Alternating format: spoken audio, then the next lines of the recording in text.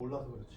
그 DNA 자체가 이제 그런 그 큰 그릇 속에서 우리가 요즘은 이제 그 디지털 시대로 해서 상당히 내 편리함 위주 또 세상이 돌아가는 것에 예를 들어 다람쥐가 쳇바퀴 돌잖아요.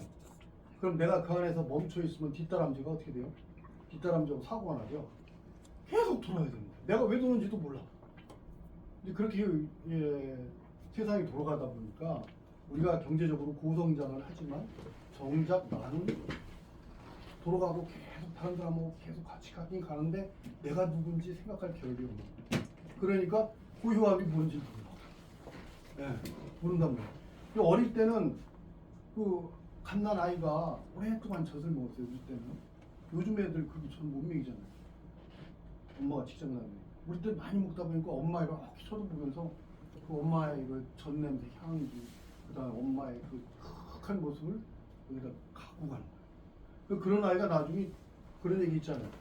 이 면역력이 뛰어나가지고 다른 애들보다 저항력이 크다고.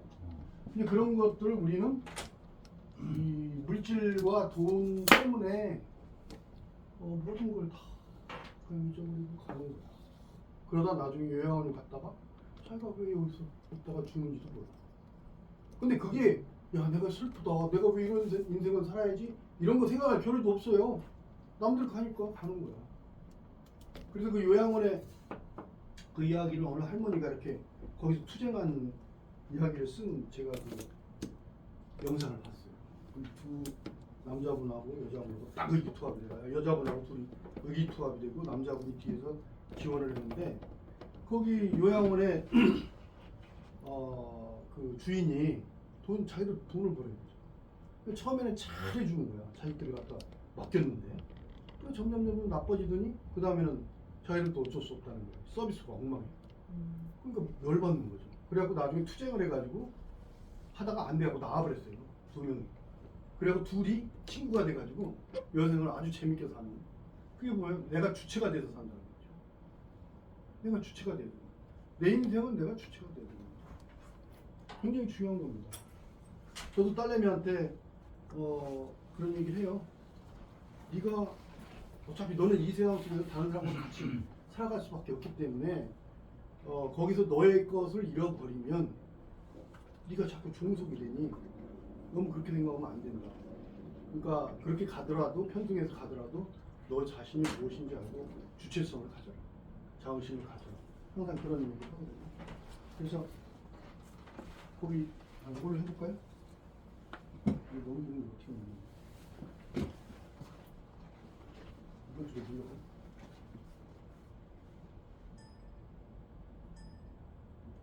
네, 다음 거요.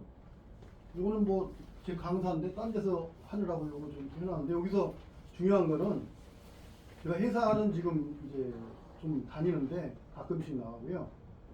이런 일들 강을 통해서 제가 쭉 강과 관련된 상당한 다른 사람들은 딱 강 뭐 제방 쌓는 거, 제방 쌓는 거, 댐 설계는 댐 설계해가지고 각자가 다 분야가 전문이 달라요.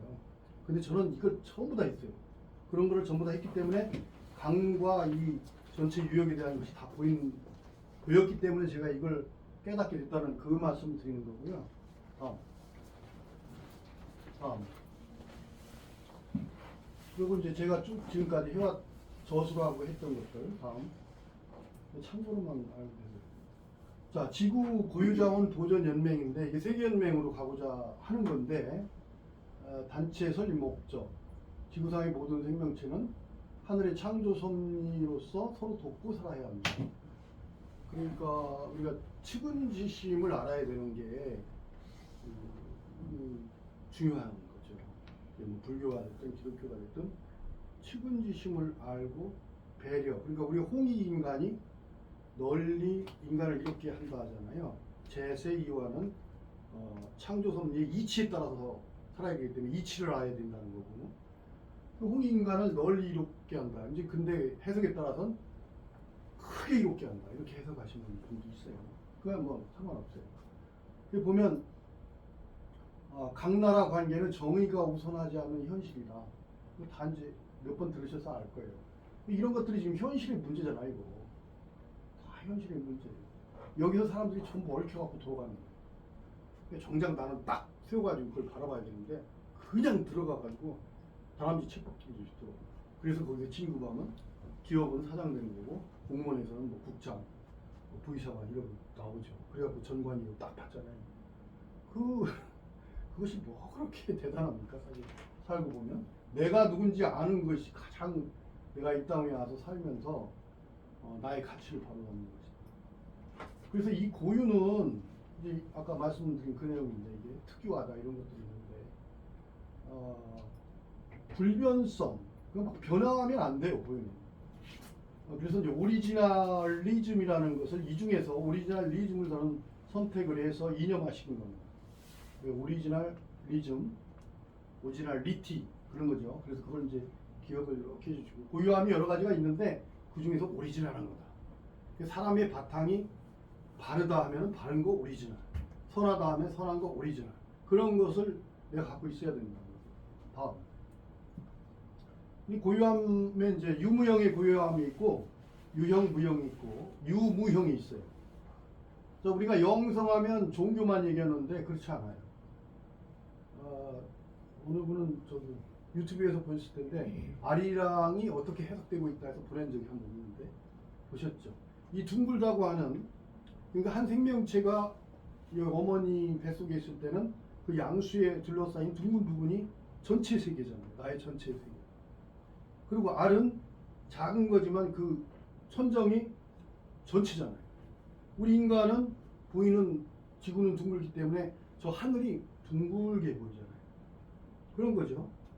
그게 감성이고 하나의 그 나타나는 현상인데 원래는 뭐 사실 하늘이 둥굽니까? 아니죠. 창공인데 끝이 없는 거죠. 그러나 지구에서 볼 때는 그렇게 보는 그런 그 전체에 대한 것들이 우리가 받아들이는 데 있어서 우리가 이성만을 가지고 가는 게 아니라 감성도 있는 거고 직관력도 있는 거고 사람의 마음으로서 그러니까 정신으로 받아들이는 게 있고 이성으로 받아들이는 게 있고 그다음에 이제 감성으로 받아들이는 이런 복합체적인 개념을 갖고 얘기하는 건데 그런 것들이 이제 지식, 우애, 지성, 그다음에 영성이죠. 근데 이제 생명체는 우리가 구분을 할 때 이 삼각형으로 먹이 피라미드 이 삼각형이라고 해요. 그래서 가장 강자가 위에 있고 가장 약한 자가 밑에 있어서 이 플랑크톤이 제일 밑에 있고 그다음에 그걸 먹고 하는 식물, 식물에 붙어서 하는 곤충, 곤충을 먹는 또 뭐, 그다음에 토끼새끼를 먹는 뱀, 그다음에 또 물에서는 물고기, 그다음에 그걸 잡아먹는 외가리, 뭐 이렇게 하고 쭉 올라가잖아요. 그걸 포유류, 맹금류까지 올라가죠. 그럼 맹금류에 뭡니까? 인간이죠. 인간이에요. 왜 이렇게 약육강식을 하게끔 창조를 하셨나? 그 생각 해보셨어요? 근데 약육강식을 안 하면 살 수가 없어요. 이 문제를 한번 생각을 해보세요. 이렇게 명상을 하시는 분들은 약육강식이 좋은 건 아니다는데 약육강식을 안 하면 살 수가 없어요. 그러니까 그런 부분도 우리가 늘 생각을 해야 되는 거예요. 그 근본적인 문제 그런 것들을 다루는 것이 바로 영성이고 그래서 하늘이 있다. 절대 하늘이 있다. 그 다음에 절대 하늘을 대변하는 사람의 신이 있어요. 각 중파마다 있죠. 그게. 그래서 신이 있는 것이지 뭐 그분이 절대 하늘이다 이렇게 하는 건 본인의 믿음이에요. 제가 볼 때는 저는 그렇게 안 믿어요. 절대 그 하늘이 있는 거고 거기서 나오는 종파에 신이 있다고 봅니다. 그래서 그 신의 차이는 그 종파의 교리상의 차이지 이 영성을 다루는 부분은 크게 차이가 안 나요. 예를 들어 소크라테스가 종교가 없잖아요. 근데 상당한 성인입니다. 너 자신을 알라. 그렇죠. 이게 종교에서 얘기하는 거하고 다를 게 뭐 있어요. 종교에서 다루는 게 본질을 다루잖아요. 네가 누구냐. 하늘의 자손이다. 본질을 다루잖아요. 그러니까 소크라테스나 예수나 불가의 석가나 저는 그걸 종교적 교리로 따지면 서로가 아니야 기어 이렇게 하는 건 그 얘기는 저는 안 해요. 그러나 진리적인 입장에서 본다면 상당한 수준에 있는 거죠. 그리고 우리 원효대사 같으신 분들 그런 원효대사 사명대사 서산대사 이런 분들 상당한 그 경지가 있는 분들 그런 분들은 영성과 지성을 갖고 있는 분이에요. 그러니까 보통 우리가 70년대, 80년대 교수님들 하면 철학자나 교수님이나 이런 문학인들을 보면 지성이라고 그랬어요. 그러니까 사회에서 일어난 일들을 그래도 정확하게 옳은 방향으로 이끌어주는